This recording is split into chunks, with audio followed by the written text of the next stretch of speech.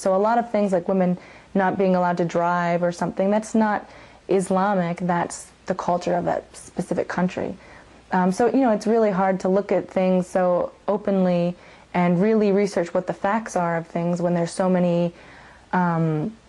know, different prejudice. Everybody has prejudice, and there's so many different prejudice, so many different misconceptions, and,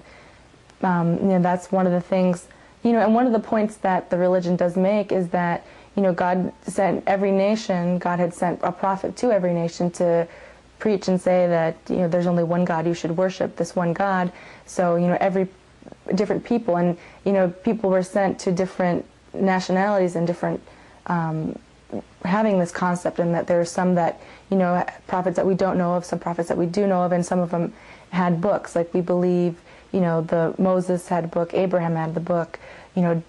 David had a book, Song of Solomon's, and, you know, we believe over time that, you know, people have changed their religion, and it's the original documentation is lost, and that it's not in the same form and in the same practice that it was originally.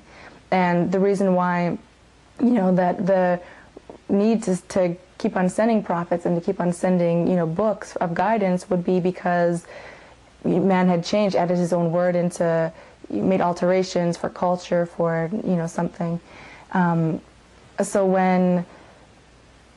you know, one of the points that Islam makes, you know, when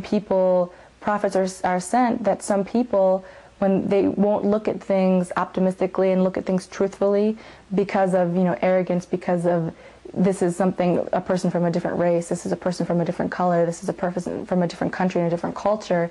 you know, and that doesn't, because of our own arrogance and our own prejudice, which God doesn't view men in the same way that we view men,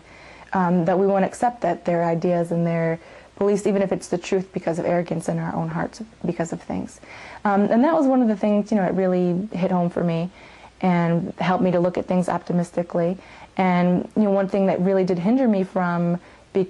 converting was, you know, it was so socially unacceptable to be Muslim.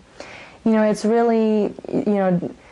difficult to, you know, be in a country and then be, you know, a minority, and then be in a minority that has so much, you know, prejudice with it, and has so much, you know, bad attention from the media, and has so much, you know, like false ideas with. I remember when,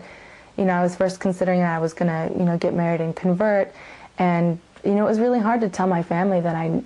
you know, that had been like generations of Christians, some were Catholic, some were born-again Christian,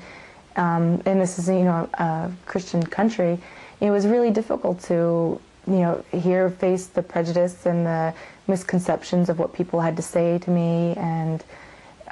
just, you know, social outcast because of, you know, religious beliefs and knowing the difference. So it was a really big sacrifice, you know, to go against what the norm of the culture is. It's really, you know, wearing, you know, covering and doing, you know, practicing this religion. You get a lot of prejudice, and I think that's really something that hinders a lot of people from researching and accepting, is the misconceptions and the way other people socially you'll be perceived, and because you do make a lot of sacrifices and you have to face a lot of prejudice. You